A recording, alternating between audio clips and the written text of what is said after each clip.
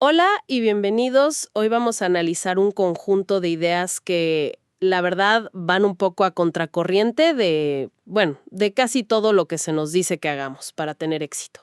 Totalmente. Tenemos en nuestras manos material que explora por qué alguien puede estar logrando todo lo que se supone que debe lograr. Éxito profesional, una familia, reconocimiento, y aún así sentir como un vacío, ¿no? Como que algo fundamental no encaja. Es una frustración súper común. Esa sensación de estar subiendo una escalera a toda velocidad Sí. solo para darte cuenta de que está apoyada en la pared equivocada. Exacto.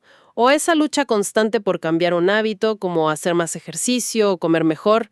Te pones metas, te motivas unos días y luego, ¡puf!, todo se desvanece y vuelves al punto de partida. ¿Sí? La misión de hoy es desempacar un enfoque que argumenta que el problema no son nuestras técnicas de productividad, sino algo mucho más profundo. La propuesta es que la solución empieza de dentro hacia afuera.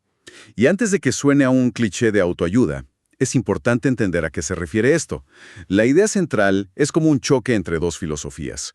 Por un lado está lo que se llama la ética del carácter, Ok. que fue la base del pensamiento sobre el éxito durante más de un siglo. Y se centraba en cultivar virtudes internas, integridad, humildad, paciencia, digamos cualidades que son sólidas como una roca. Entiendo. Se trata de quién eres en el fondo, ¿no? Cuando nadie te está viendo. Precisamente. Pero en las últimas décadas, sobre todo en el siglo XX, hubo un giro hacia la ética de la personalidad. Y de repente el enfoque ya no era quién eres, sino cómo te perciben los demás. Claro. La imagen pública, las habilidades de comunicación, las estrategias de influencia, el personal branding. Es que ese es el mundo en el que vivimos.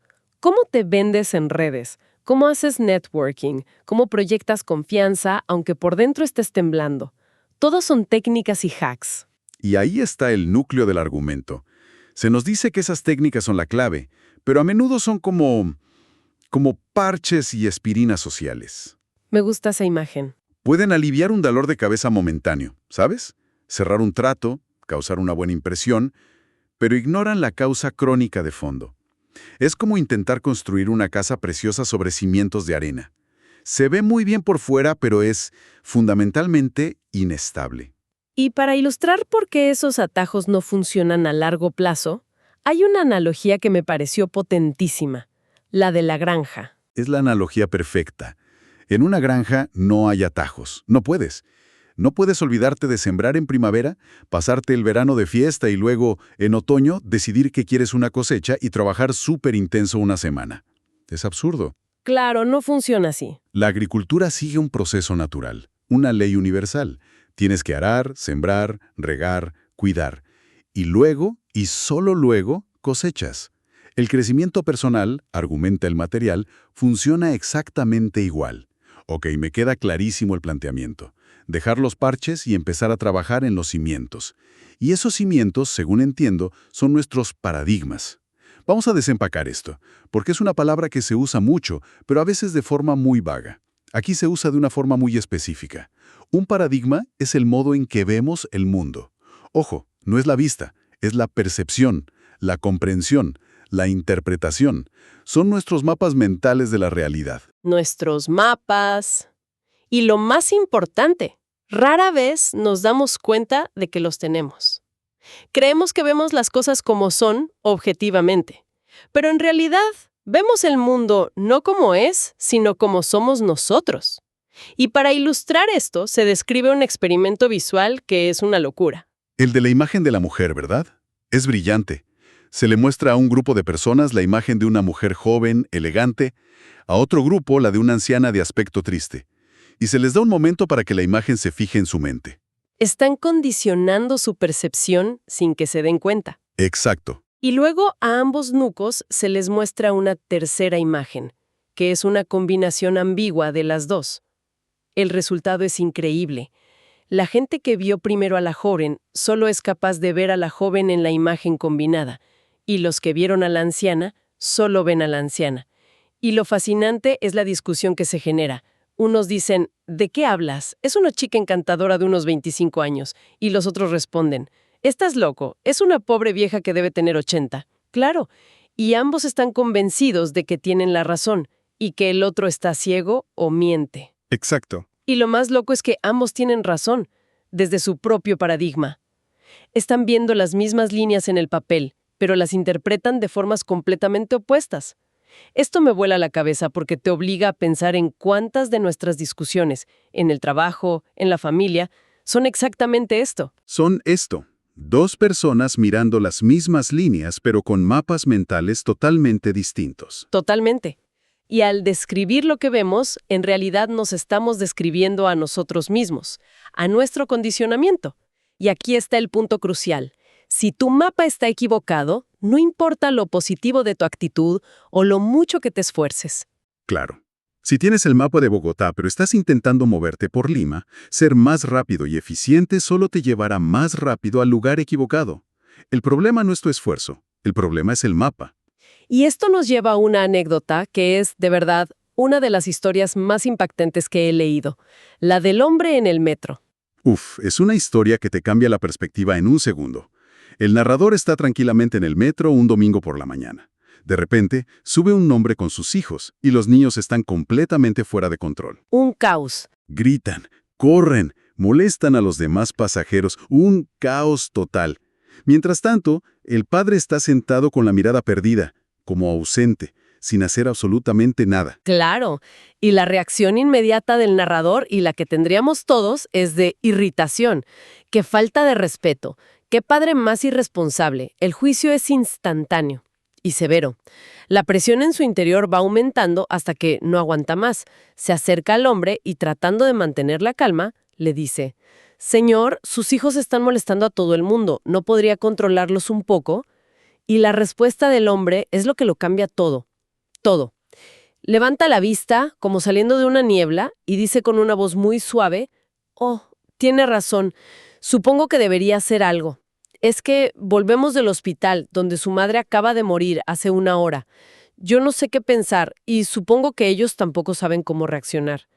Es que te deja helado». En ese instante, todo el paradigma del narrador se hace añicos. La irritación, el juicio, la rabia, todo se evapora. Se va. Y es reemplazado por una ola de compasión. De repente, todo tiene un sentido trágico. Y no tuvo que hacer ningún esfuerzo para cambiar su actitud. El cambio no fue de comportamiento, fue de percepción. Ese es el poder de un cambio de paradigma, y nos lleva a la conclusión más profunda de esta primera parte. Muy a menudo, el modo en que vemos el problema es el problema. Bien, una vez que aceptamos que tenemos que trabajar en nuestros mapas y no solo en nuestras acciones, el material nos guía hacia lo que llama la victoria privada. Me gusta este concepto, porque implica que la verdadera batalla se gana en silencio, con uno mismo. Claro, antes de poder tener éxito afuera. Exacto. Es la idea de la granja de nuevo. Tienes que trabajar la tierra tú solo antes de poder ofrecer una cosecha a los demás. Esta victoria privada se basa en 3 hábitos fundamentales. El primero es quizás el más importante de todos: ser proactivo. Y para explicarlo, se recurre a la historia de Viktor Frankl, que es simplemente sobrecogedora. Viktor Frankl fue un psiquiatra judío que sobrevivió a los horrores de los campos de concentración nazis. Perdió a casi toda su familia, soportó torturas, hambre, una degradación inimaginable. Y en medio de ese infierno, descubrió una libertad humana fundamental. Se dio cuenta de que, entre el estímulo, todo lo que los nazis le hacían, y su respuesta, había un espacio. Y en ese espacio residía su poder para elegir su actitud. Es alucinante. Mientras otros prisioneros se derrumbaban, él se imaginaba a sí mismo en el futuro, de pie en un aula, dando una conferencia sobre las lecciones de psicología que estaba aprendiendo ahí. Le dio un sentido a su sufrimiento. Eso, en esencia, es la proactividad. Es la comprensión de que no somos producto de nuestras circunstancias, sino de nuestras decisiones. Las personas reactivas son impulsadas por sus sentimientos, por el entorno. Si hace sol, se sienten bien. Si alguien las trata mal, se enfadan. Son como un termómetro, ¿no? Simplemente reflejan la temperatura exterior. Buena analogía. En cambio, las personas proactivas son como un termostato. Llevan su propio clima interior. Su conducta es una función de sus valores, no de las condiciones. Claro que les afecta lo que pasa afuera, pero su respuesta es una elección consciente. Y para poner esto en práctica se nos da una herramienta visual, la idea de dos círculos, el círculo de preocupación y el círculo de influencia. Exacto. El círculo de preocupación abarca todo lo que nos importa, pero sobre lo que no tenemos control. La economía, las guerras, las decisiones de nuestro jefe. Las personas reactivas centran toda su energía ahí. Se quejan, culpan, se sienten víctimas. Y su círculo de influencia real se hace más pequeño. Mientras que las personas proactivas enfocan su tiempo y energía en el círculo de influencia. ¿Y qué es esto? Son las cosas sobre las que sí pueden hacer algo. Su salud, sus hábitos, su formación, la calidad de su trabajo, cómo tratan a los demás. Se enfocan en sí mismos. Y aquí viene la magia. Al trabajar en las cosas que pueden controlar, su competencia, su confianza y su influencia crecen. Y su círculo de influencia empieza a expandirse. Ok, ser proactivo nos pone en el asiento del conductor. Dejamos de ser pasajeros de nuestra vida. Pero eso me genera una pregunta. Si ya estoy manejando mi vida, ¿hacia dónde se supone que voy? Perfecta transición. Y esa pregunta es literalmente el segundo hábito, empezar con un fin en mente. De nada sirve ser proactivo si no sabes a dónde te diriges. Y para ayudarnos a encontrar ese fin, proponen un ejercicio que es, bastante heavy. Nos piden que imaginemos nuestro propio funeral. Es un ejercicio de visualización muy potente. Imaginar que estamos allí, en silencio, viendo a nuestra familia, amigos, colegas, y se van a levantar 4 personas a hablar. Un ser querido, un amigo, un compañero de trabajo. ¿Sí? Y la pregunta es, ¿qué nos gustaría en lo más profundo que dijeran sobre la vida que vivimos y la persona que fuimos? Es que te obliga a cortar con todo el ruido del día a día y a conectar con lo que de verdad importa. ¿Quieres que te recuerden por las horas extra o por ser un padre presente? ¿Por tu cargo o por tu integridad? Te enfrenta a tus valores más fundamentales. Este hábito se basa en un principio simple. Todas las cosas se crean 2 veces. Hay una primera creación, que es mental, y una segunda, que es física, como el plano de una casa. Exacto. Antes de construir una casa, alguien tiene que crear un plano detallado. Si el plano está mal, la casa estará mal, por muy buenos que sean los constructores. Y si no hacemos conscientemente nuestro plano de vida, estamos permitiendo que otras personas o las circunstancias lo escriban por nosotros. Vivimos un guión que no es nuestro. Aquí es donde entra la diferencia clave entre liderazgo y administración. La analogía que se usa es genial. Imagina un grupo abriéndose paso en la selva a machetazos. Son los trabajadores. Los administradores van detrás, afilando los machetes, organizando, midiendo la eficiencia. Son los reyes de la productividad. Pero el líder es el que se sube al árbol más alto, observa todo el panorama y grita, «Oigan, selva equivocada». ¡Qué imagen! Puede ser el administrador más eficiente del mundo, pero si tu escalera está apoyada en la pared equivocada, cada paso te aleja más de tu destino. El liderazgo es asegurarse de que estamos en la selva correcta. Y este hábito trata sobre nuestro liderazgo personal. Y la forma más efectiva de ejercerlo es desarrollar un enunciado de misión personal. Una especie de constitución privada. ¿Una constitución? Sí, no un eslogan, sino un documento reflexionado que define quién quieres ser y qué quieres hacer. Se convierte en tu estándar, el criterio con el que mides todas tus decisiones. Advierte mucho sobre tener centros inestables, como basar toda tu identidad en tu pareja, tu trabajo o el dinero. Son volátiles. Claro, si tu centro es tu trabajo y te despiden, tu mundo se derrumba. En cambio, un centro basado en principios, justicia, integridad, honestidad, es una base sólida, inmutable. Te da una seguridad y una guía que no dependen de factores externos. Bien, ya soy proactiva, la conductora de mi vida, hábito 1. Y ya tengo un destino claro, un mapa, gracias a mi misión personal, hábito 2. Ahora viene la parte difícil, ¿cómo manejo el coche día a día sin desviarme? Y aquí entra el tercer hábito, poner primero lo primero. Este es el hábito de la administración personal. Es la segunda creación, la creación física. Es la disciplina de llevar a la práctica lo que visualizamos en el hábito 2. Y para ello se presenta la famosa matriz de administración del tiempo. Sí, la de los 4 cuadrantes. Me parece una herramienta brutalmente clara. El cuadrante 1 es lo urgente e importante. Crisis, problemas apremiantes, fechas límites, el fuego que hay que apagar. Exacto. Luego está el cuadrante 3, que es la gran trampa para muchos. Es lo urgente pero no importante. Las interrupciones, algunos correos, reuniones que no van a ninguna parte. Nos da una falsa sensación de productividad porque estamos ocupados. Sí, totalmente. Y el cuadrante 4 es la pérdida de tiempo. Pero el cuadrante mágico, el corazón de la efectividad, es el cuadrante 2. Lo no urgente pero importante. Ahí es donde reside la verdadera calidad de vida.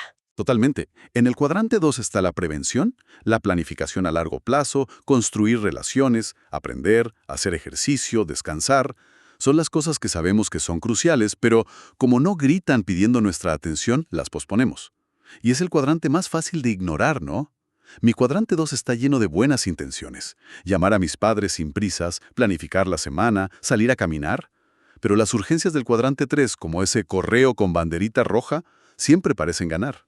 La clave es entender que cuanto más tiempo inviertes en el cuadrante 2, más pequeño se vuelve tu cuadrante 1.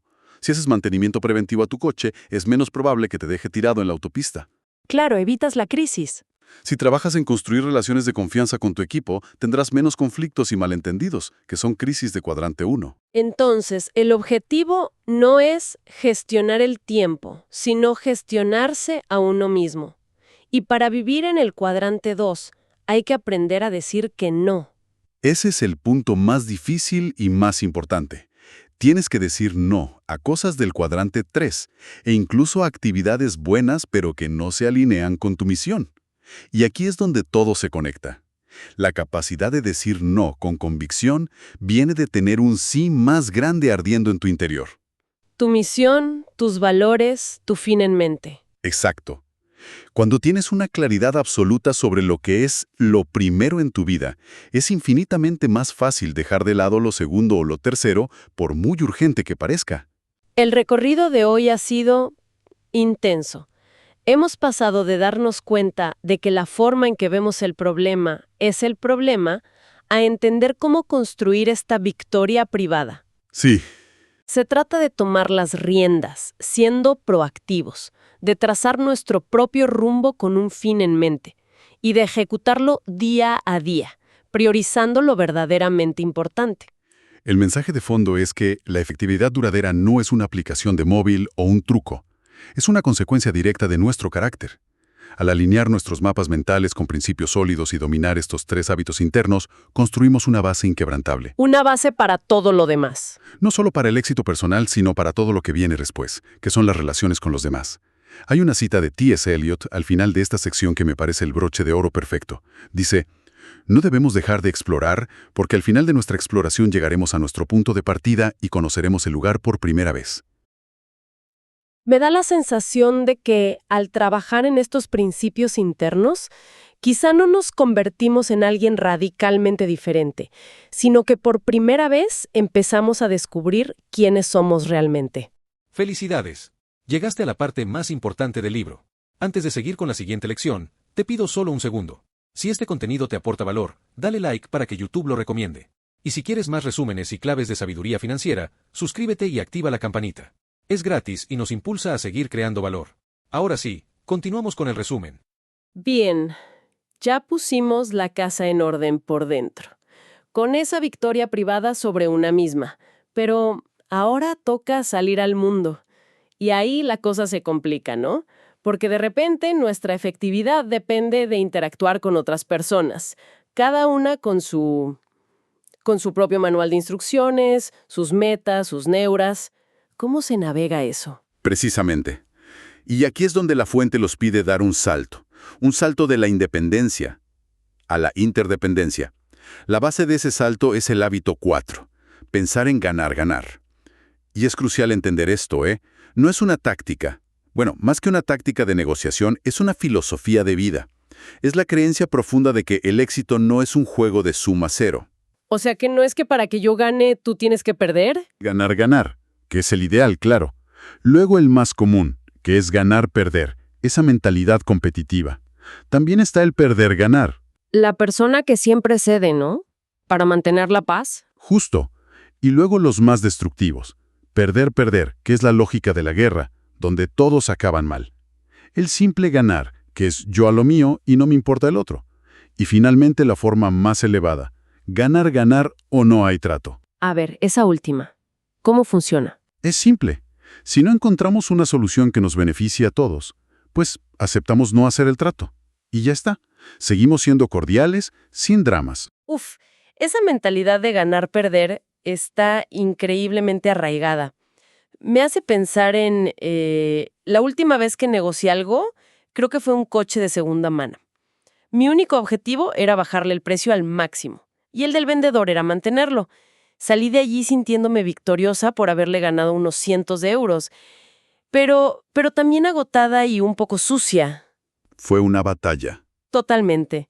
Una lucha de trincheras, no una solución. Siento que es el modo por defecto de casi todo el mundo. ¿Cómo se sale de ahí?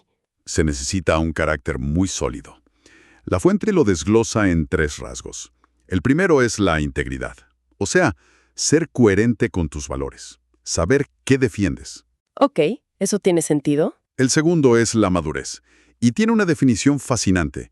Es el equilibrio entre el valor para expresar tus sentimientos y convicciones y la consideración por los de los demás. Un equilibrio. ¿Sí? Si tienes mucho valor pero poca consideración, caes en ganar-perder. Eres un bulldozer. Si tienes mucha consideración y poco valor, caes en perder-ganar. Eres un felpudo.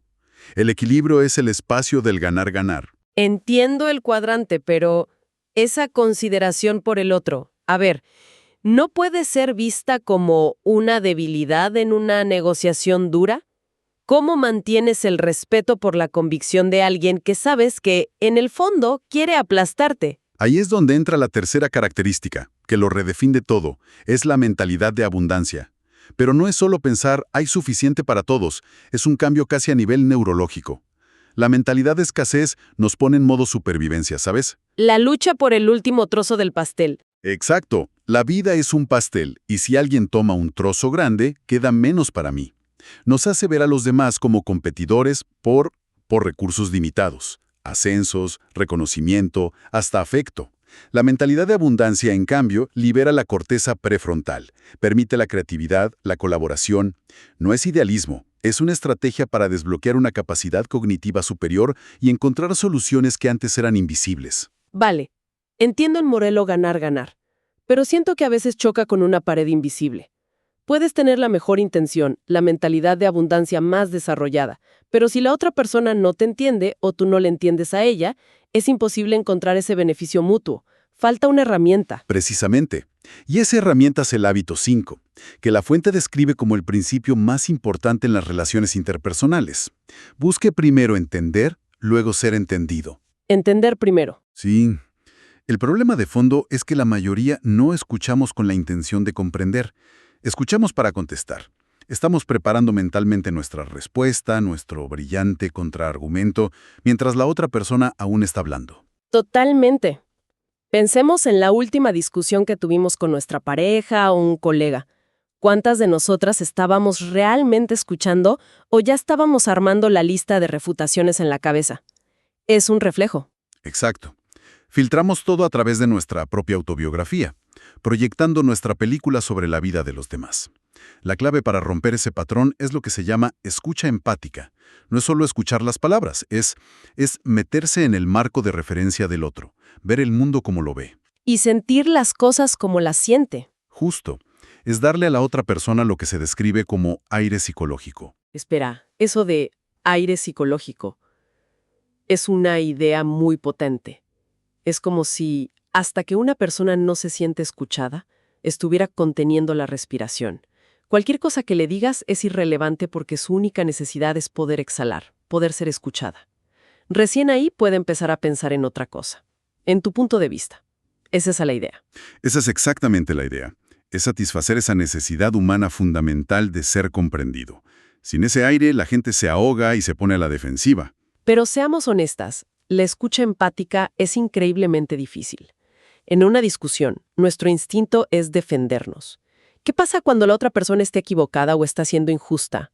¿Escuchar empáticamente no es, en cierto modo, darle la razón? Esa es la clave. Entender no es estar de acuerdo. Son dos cosas distintas. Puedes decir con total sinceridad, entiendo perfectamente por qué te sientes frustrada. Desde tu perspectiva, esto parece una falta de respeto. Al hacer eso, no estás aceptando su conclusión, pero estás validando su emoción. Reduces la hostilidad a cero. Y solo entonces puedes decir, ahora si me permites, me gustaría explicarte mi punto de vista. Sin ese paso previo, es un diálogo de sordos. Exacto. Eso lo cambia todo. Hay una historia en el material que ilustra esto a la perfección. La de un ejecutivo de ventas que estaba a punto de perder un contrato. En lugar de argumentar, le dijo al cliente, permítame comprobar si realmente entiendo su posición. Cuando usted se convenza de que lo entiendo, veremos si mi propuesta es pertinente. ¿Y se dedicó a escuchar? Sí, a escuchar y reflejar las objeciones del cliente con tal profundidad que el propio cliente empezó a abrirse y al final fue él mismo quien terminó convenciéndose de que la propuesta era la solución. Y eso nos lleva a la segunda parte del hábito. Luego ser entendido. Aquí es donde se necesita el valor que mencionábamos antes, ¿recuerdas? La fuente lo explica con una secuencia que los antiguos griegos ya dominaban. Piensa en esto. Para que alguien escuche tu lógica, primero tiene que sentir que tú lo entiendes a él. Y antes de eso, tiene que confiar en ti como persona. O sea, hay un orden. Un orden de 3 pasos. Primero, tu carácter y credibilidad, lo que los griegos llamaban ethos. Segundo, la conexión emocional, el sentir que estás en su misma sintonía, que es el pathos. Y solo entonces al final llega tu argumento, tu razón, el logos. La mayoría intentamos empezar por el final, por la lógica, y nos frustramos. Claro, empezamos con el logos cuando no hemos construido ni el ethos ni el pathos. Es como intentar construir el tejado de una casa sin cimientos ni paredes. Entonces, si juntas esta mentalidad de ganar-ganar, con esta herramienta de comunicación tan potente, ¿qué es lo que se crea? ¿Qué es posible entonces? Se crea el espacio para el hábito 6, sinergizar. Sinergia. Sinergia. Es sencillamente el principio de que el todo es más que la suma de sus partes. Es cooperación creativa. Es donde 1 más 1 es igual a 3 o a 10 o a 1000. La esencia de la sinergia es valorar las diferencias, no simplemente tolerarlas, sino celebrarlas, verlas como una oportunidad. Crear una tercera alternativa. Exacto. Una que es mejor que cualquiera de las que podrían haber concebido por separado. El ejemplo de la pareja planeando sus vacaciones que aparece en las notas es perfecto para esto. Él quiere llevar a los niños a pescar al lago, una tradición familiar. Ella quiere visitar a su madre enferma, que vive a cientos de kilómetros. Es un conflicto claro. Totalmente. En un escenario ganar-perder, uno impone su voluntad y el otro se resiente. En un compromiso, que es una transacción de bajo nivel, quizá dividen la semana, mitad pescando, mitad con la madre. Nadie queda realmente satisfecho, ¿no? Nadie. Es un empate agridulce. Pero en la sinergia, que es una transformación, aplican los hábitos. Con la mentalidad ganar-ganar y la escucha empática, se entienden a un nivel profundo. Él entiende la necesidad de ella de estar con su madre.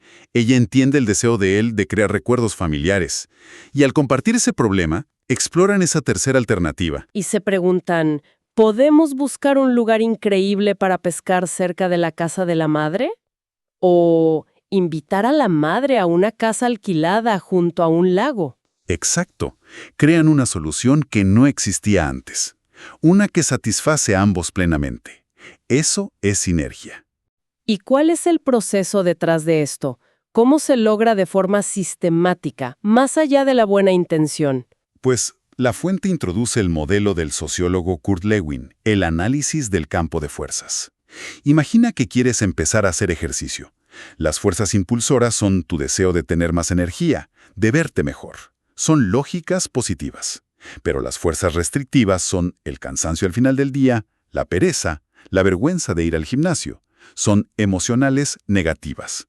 Y el error común es forzar el cambio, ¿cierto? Ponerse la alarma más temprano, obligarse. Exacto. Eso es aumentar la presión de las fuerzas impulsoras, y solo genera más tensión y resistencia. La sinergia sería preguntarse, ¿cómo elimino la fuerza restrictiva? Quizás descubres que odias el gimnasio. La solución no es más disciplina, es encontrar una actividad que te encante, como bailar o caminar por la montaña. Al eliminar la resistencia, el cambio fluye sin esfuerzo. Ese es el secreto. Uf, todo esto suena increíble, pero también agotador. Honestamente, ¿Cómo se mantiene la energía para pensar en ganar, para escuchar con empatía en una discusión acalorada, para buscar la sinergia en lugar del camino fácil? ¿Cómo se hace todo esto día tras día, sin quemarse en el intento? Esa es la pregunta que nos lleva al hábito que lo sostiene todo. El hábito 7, afilar la sierra. La metáfora es la de un leñador que está tan ocupado cortando un árbol que no tiene tiempo para afilar su sierra. Le dices que si se tomara un descanso para afilarla, cortaría mucho más rápido. Y él responde, no tengo tiempo, estoy demasiado ocupado cortando. Y nosotras somos ese leñador. A menudo, sí. Este es el hábito de la autorrenovación. Es la inversión más importante que podemos hacer, porque nosotros somos el instrumento de nuestro propio rendimiento. Claro, la metáfora del leñador es perfecta. Entonces, si nosotras somos la sierra, ¿cuáles son los dientes que hay que mantener afilados? La fuente describe 4 dimensiones. La primera es la física, ejercicio, nutrición, manejo del estrés. Es una actividad del cuadrante 2, importante pero no urgente, y por eso se descuida. Hasta que se convierte en una crisis. Exacto. La segunda es la mental. Leer, planificar, escribir, visualizar. El ejemplo de Bill Gates y su famosa semana para pensar, donde se desconectaba solo para leer y reflexionar, es una manifestación perfecta de esto. He entendido. Física y mental. Es la base. ¿Cuáles son las otras dos? La tercera es la dimensión socioemocional. Se nutre al servir a otros, al construir relaciones significativas basadas en los hábitos que ya vimos. Hay una cita de George Bernard Shaw que dice, «Soy de la opinión de que mi vida pertenece a toda la comunidad. Quiero estar completamente agotado cuando muera». Es una idea de contribución. ¡Qué potente! Y la cuarta es la espiritual. Es la conexión con nuestro centro, nuestros valores. Meditar, conectar con la naturaleza, con el arte. Hay una historia sobre un hombre deprimido que visita al doctor A.J. Cronin y el doctor le da 3 recetas. La última, la más profunda, simplemente decía, examine sus motivos. La renovación espiritual es eso, examinar nuestro porqué. Entonces, si conectamos todo el sistema, la renovación del hábito 7 es el motor que impulsa todo lo demás. Cuanto más proactivas somos, hábito 1, más podemos liderar y administrar nuestra vida, hábitos 2 y 3, lo que a su vez nos da el espacio para renovarnos, hábito 7. Y esta renovación nos da la fuerza para practicar los hábitos de la interdependencia. Es un ciclo virtuoso que se retroalimenta. Exactamente. Y no es un proceso lineal, es una espiral ascendente. Cada vuelta de la espiral implica 3 pasos. Aprender, comprometerse y actuar. Pero cada vez en un plano más alto de efectividad. Cada hábito se retroalimenta y fortalece a los demás. Para cerrar, hay una idea en la fuente que me parece increíblemente poderosa. La de ser una figura de transición. Es decir, la persona que, a través de sus elecciones, detiene la transmisión de tendencias negativas de una generación a la siguiente. Un mal temperamento, un patrón de crítica. Así que, una pregunta para la reflexión. Considerando esas 4 dimensiones de la renovación, física, mental, social y espiritual, ¿cuál es la sierra más desafilada en la vida de una persona en este momento? ¿Y qué pequeño acto de afilado en esa área podría no solo aumentar la efectividad personal, sino también cambiar positivamente el legado que se transmite a otros?